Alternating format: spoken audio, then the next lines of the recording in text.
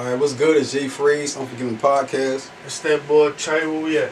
We at Way Creative Studios. It's episode 25. But we got a guest today. Go introduce yourself. I'm Chris. I go by 2Track. I'm an engineer and producer. Stay in Atlanta. Yeah. Dope. That's dope. So tell us where you from. What was it like growing up? I'm from up here, Philadelphia. I was born here, Pennsylvania. Parents moved me and my sister to New Jersey when I was about like 6. So grew up there. Went to high school there. Yeah. And went to college at Full Sail in like Florida. So, yeah. Oh, wow. That's dope. Yeah. Alright, so tell us how you got into engineering. Kind of first started more like at church, like, you know, helping out with the audio team.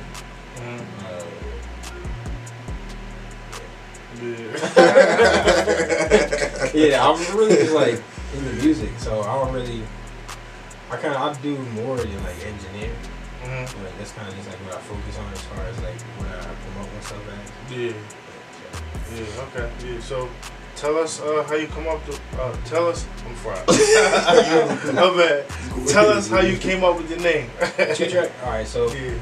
I'm a second. I'm named after my dad. So the 2 I's that are the 2 directly comes just from my name, because I wanted something that fit like as a producer, but also like had like a connection to my name. Yeah. So that's where I got the 2 from. And then track is just like, so like a 2-track is just like, from an engineer term, it's like a stereo file. So 2 tracks. And then I just spelled track TRX because I didn't want to spell track like a normal person. Yeah. No, I feel you. Yeah. Okay. Yeah. Alright, so who your biggest influence coming up and why? Just like on like artists, Artists, anybody influence. Yeah, anybody. So we definitely got to mention Kanye. Oh yes. The GOAT. If we gotta mention Kanye, Yeah. I would say my like musical inspirations, as far as like if I had a sound, like I have a sound that I ideally kind of want to go for. It'd be like a blend of Sade, Jacqueline. He's like a reggae artist. And my family is like a Caribbean background. Yeah. So that's like what I grew up on, like dance hall and stuff. So yeah, Sade, Jacqueline, and like Party Next Door. He kind of like blend like that. Yeah. He already kind of blends those 2 in a way, but then he's got like today's like trap sound. So it's just like, if I could get that, but like really get the live sound that Sade has, and get more of the Caribbean sound. Yeah. Alright. But engineers though, Mike Dean. Yeah. So, you know, he worked on Kanye stuff, Travis stuff. Jason Joshua, who, you know, worked on that new Ryan Trey record. And then I wouldn't say coming up, but Alex Tomei is a pretty good engineer. He does Young Thug stuff. So yeah, he's cool. That's a good lineup. Because I was going to ask if you could work with anybody dead or alive, who would it be? So everybody gets stumped on their tongue. I mean, it's like, this is like just so many creative people. It's like, how could I just like... Yeah.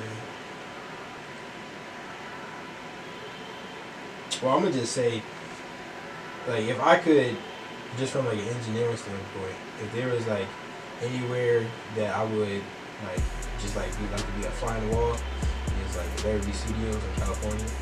A lot of like big engineers that have like the top records work there. So if I could just like not even work there, just like in there.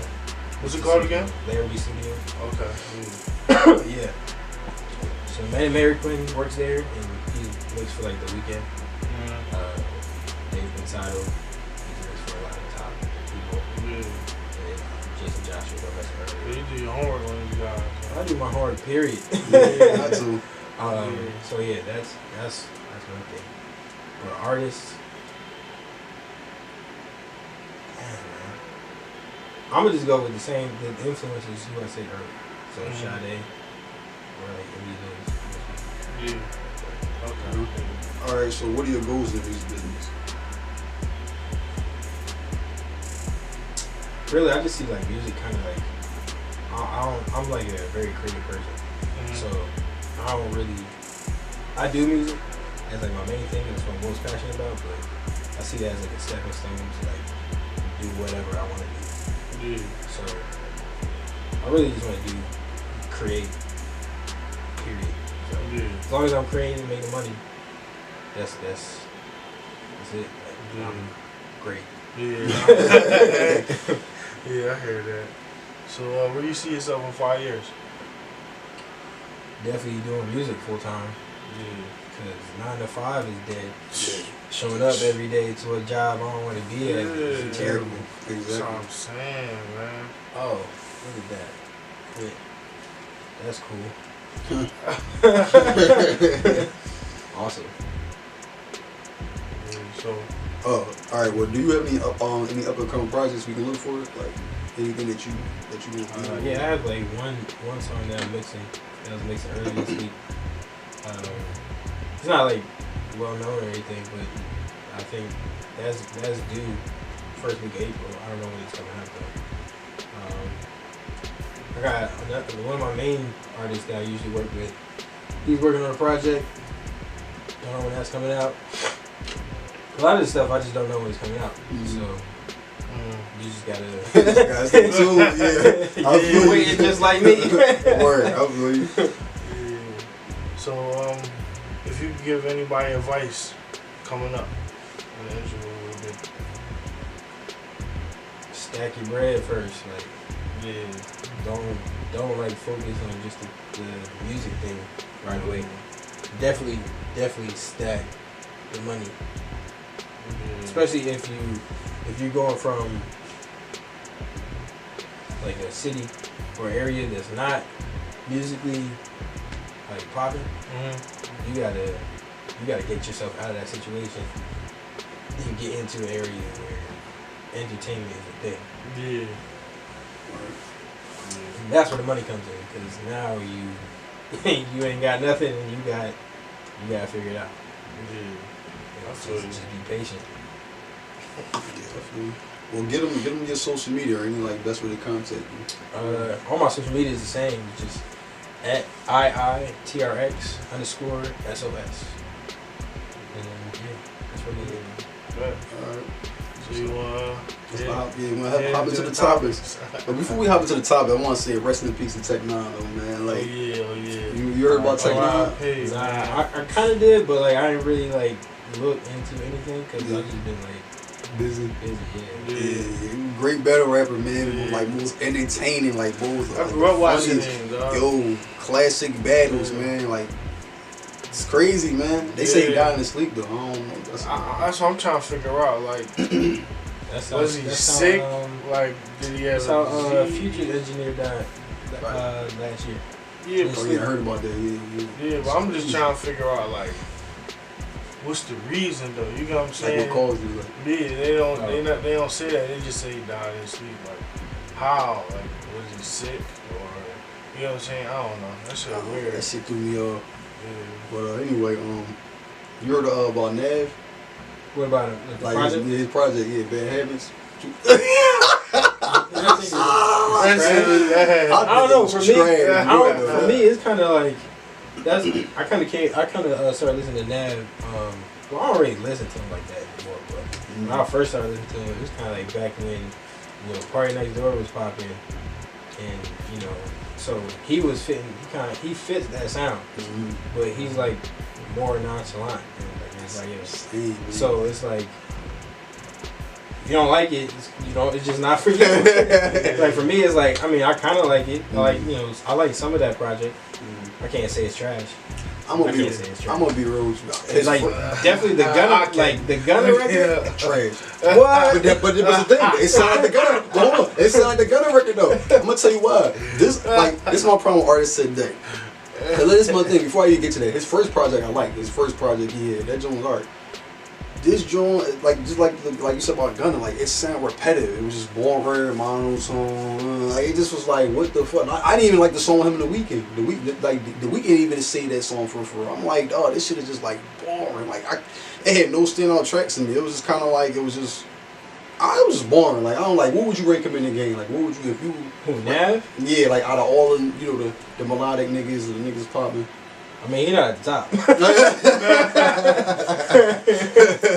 I mean, I'm gonna be honest. Like, I be forgetting that exists until he pop up again. Yeah. So, I mean, I wouldn't say he's trash, but he's definitely not memorable, I guess. Yeah, like he don't stand out. Like, you know what I'm saying? Like, he don't stand out, whatever, like that. But I don't know. Did you hear Rich the Kid, Joe? I ain't really listened to the whole thing. I fuck with that, Joe. But I know like someone that's got he got a record on there too. Track 10. Yeah, he produced it. I think with somebody else. So yeah. That shit was hot.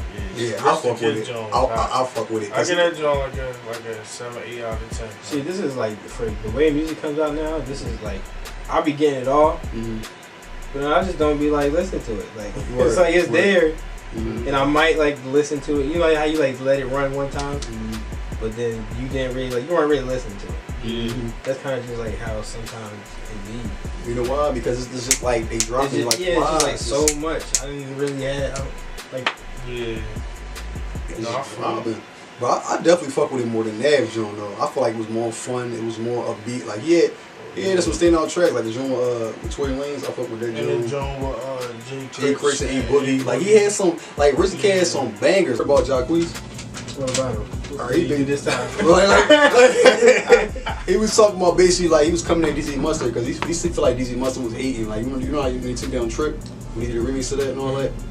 Like, I feel like it wasn't a hating move. I feel like, dude, you trying to overshine Homegirl single. Like, so how you gonna get mad for him? That's his artist. He got ownership to the right to the song. I mean, that shit weird to me. Like, I don't know. Like, I just feel like Jacquees, man. He just arrogant to me. Like, I feel he trying to find his spot, but he don't really have a spot.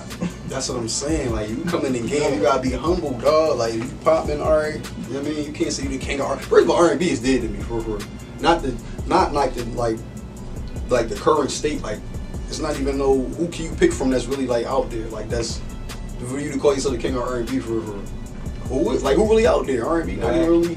Black got the song. Black guy, he got Wave, Bryson Tiller.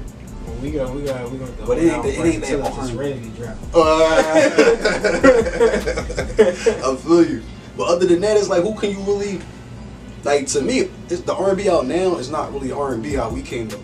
Like, R&B is like Usher, like Genuine, Tank, like. Well, it's an artist named L.A. He got some good stuff. L.A. Where you from? He's in Atlanta right now. I don't know where he's from though. Not from Atlanta. Alright. Kaylani usually has some good stuff. Yo, yeah. She tough. Another artist I listen to, Don't Ask Jen. Don't Ask Jen? Yeah, you probably don't know. Like, real like underground. He do R&B too. Yeah, his Jones be fire. Like he just dropped. I don't know if it's like an EP. It was like 6 songs, so a little short project. It's called Don't Ask for Love. That's like an R&B record made for men. Like you gotta listen to it. Yeah, you probably vibe to it. Right. But it's some good R&B out there. It's just kind of like you gotta look for it though. It's not like it's like rap and hip hop has mainstream. So yeah, it's just like, but it's not good rap though. You see what I'm saying? It ain't like it's like rappers become a new R&B singers before they singing. They not even rapping. I'm just being real, like they not. But what you think? But speaking of rapping, who really rapping? You seen Big Sean? Oh, Previous music? Yeah. Yo, Big Sean, he like that. Yo, Big Sean snapping, dog. That's what I'm talking about. Rapping, like actually rapping. Big Sean, like it seems like he talking about topics, like he be dressing and shit, like he talking about, I guess his like you was talking about earlier. I think he's talking like mental health and all that because he had therapy recently. Yeah. So I'm looking forward to that. Like what he talking about. I'm excited for the album because. I mean, like you need to have that balance, man. The turn up shit cool, but we need to have that real rap, like everyday life, like what you going through. You know what I mean? Like everything else out there is just. Yeah, like, all the artists that can connect with like something relevant to everybody's life is the ones that usually stick around. Yeah. All that other stuff is just like, all right, that's cool for right now, but 5 years from now, ain't nobody listening to this. Oh yeah. Matter of fact, nobody probably gonna listen to it by the end of the year. Yeah, that's crazy, man. I'm gonna definitely look forward to that. Meek just recently received another award in Atlanta. You know what I mean? We ain't gonna get some awards up here. Who, me? He just had Meek. I think he had a Meek Mill Day. Meek Mill weekend. I think he had a whole weekend. From the 15th to the 17th, like, or something like that. Niggas was hating, dog. They was hating what? Cause he had a weekend? Yeah, they was in his comments. They was hating, dog. I'm like, he had like, a weekend in Philly? Yeah, you just seen it, but like, I went in the comments and shit, like, cause I seen multiple people post that joint, like hip hop since 1987, and niggas was in the comments like, fuck, he getting a weekend for it. Like, I'm like, niggas, damn, like, you know what I'm saying? What you mean? Like, who put more work in Meek in the city? Like, what you mean? Yeah. They been holding it down for 10 years. Like, who really besides?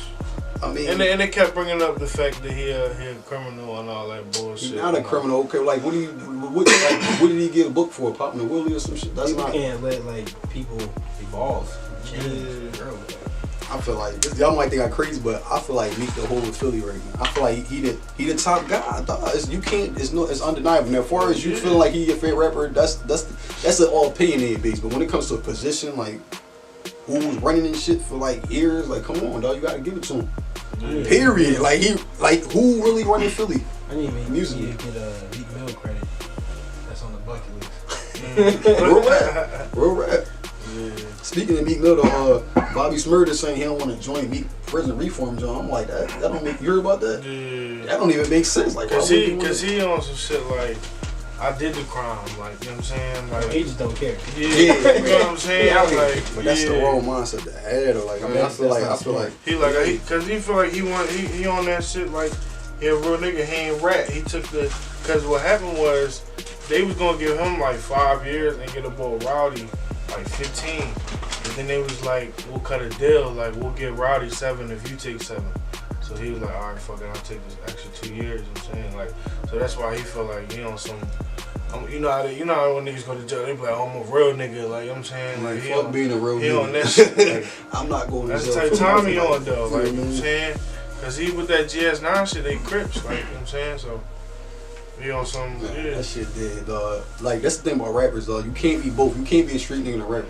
It's either one or the other, because rappers are entertainers. I mean, you're not a real, like, this rap shit is WWE, like, it's not real. So it's like, what you gonna choose?